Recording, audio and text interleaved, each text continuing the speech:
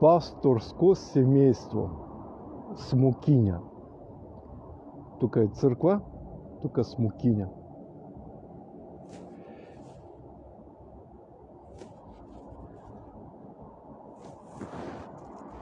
Или пресвитер,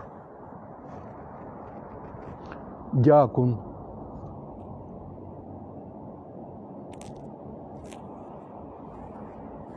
Това е дърво, плодовито дърво, което дава множество плод.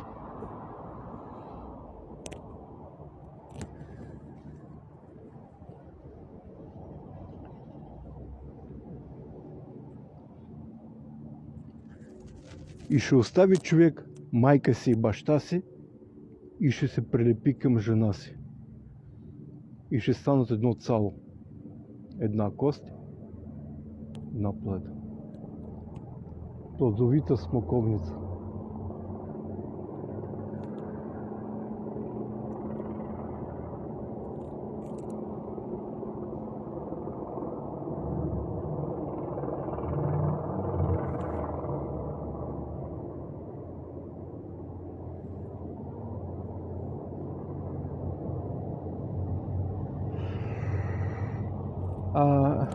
Господ Бог насадил смоковница, тя почна да расте, но в последствие тя тръгна не в тая посока. Слънцето, което е светилник на планетата Земя, с Луната и звездите, и тая смоковница се отклонила от Бога. Но Бог я обрязал. Евангелско обрезание. Это светилник на пастора, семейството му. А тук се вижда, че дървото е обрязано с евангелско обрезание, с Слово Божие, което двуостър меч обрязва дървото. Това може да е епископ, това може да бъде дякон, пресвитер, пастор, проповедник, евангелист. Това е жената, която носи светилник на семейството, молитвеница, която се моли за приятелки, за враговете, за съперници. А това е пастор. Там виждате отгоре. Той е също обрязан с евангелското слово Христа Исуса. Обрезание на очите, обрезание на сърцето, обрезание на ушите, на ума. Цяло семейство пасторско. Молитвеници. Постили са молили и Бог ги поставя пресвитерско семейство да служат пред Неговото лице, които чуват глас Божий, участват в таинство на Господня вечеря, Бог благославя тяло Христово, Бог благославя чашата, вече от хляб става тяло, а в чашата вече става кръв Христа Исуса. Това е учение, апостолско учение.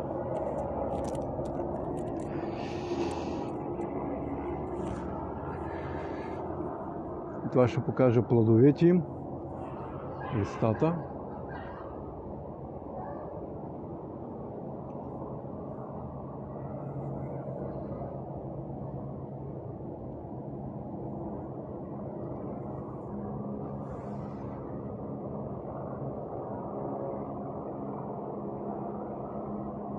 Плодовита. Благословена. Какви плодове има? Даже доставя радост. Радост доставя. Вижте колко има там горе, където слънцето го изгрява.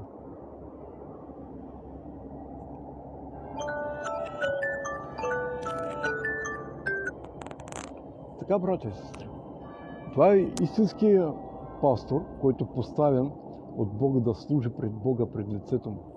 Те бяха се отклонили като младите, почват да растат и да градят на планетата Земя своята слава, тая смоковница. Но след покаяние Бог обрязал дървото,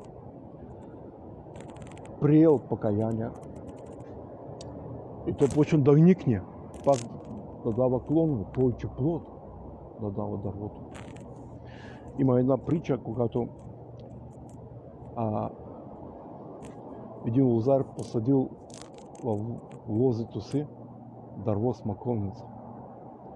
Идва първа година, няма плод, втора година няма плод и на третата година каза: отсечи я, щом заема местото. Но слугата каза така: остави да я окупая, да я обработя, да я обрежа. И ако няма да даде плод, после ще я отсеча. Но ето, тя дала плод много. Много плод дава. Плодове на Святия Дух. Имаш ли ти тези плодове, брат ми? Сестра. Няма начин да не минете обрязка. Да ва обреже Господ. Боли, много боли. Всичко руско при мен трябва да се обреже. Всичко българско трябва да се обреже. Моите роднини, дядо, прадядо, в мен наследствено трябва да се обреже. Ако си от турски народ, всичко турско трябва да обреже Господ. Той иска да обреже с твоето съгласие, с твоята воля. Твоето ромско. Обязателно иска да Господ, да можеш ти да бъдеш от ромите. От ромски народ да дойдеш в християнство, в Царство Небесно, в Христа Исуса, там да те насъдят на небесата, да бъдеш християнин от ромски народ. И ти на тая планета Земя ще се молиш и ще постиш за ромски народ. Те да познаят Господа Исуса Христа. Така при българи, така при руснаците, така при англичаните, при украинците. Да бъде обрязано дърво, обработено.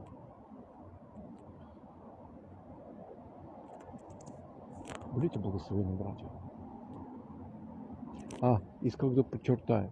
А пророк не смокиня.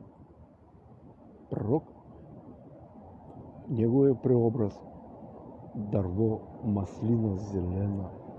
Зелена маслина. Защото пророк и разбира се пророческите съдове, те са бити. Защото зелената маслина бият я с пръчки или камъни хвърлят по нея. Плодът да пада от дървото. И пророк палач носи скърби, страдания. Той гоним. Неговото име осквернено, опорочено. Неговото име разгласява се нечетно на пророка. Защото той е маслина зелена, зелен плод.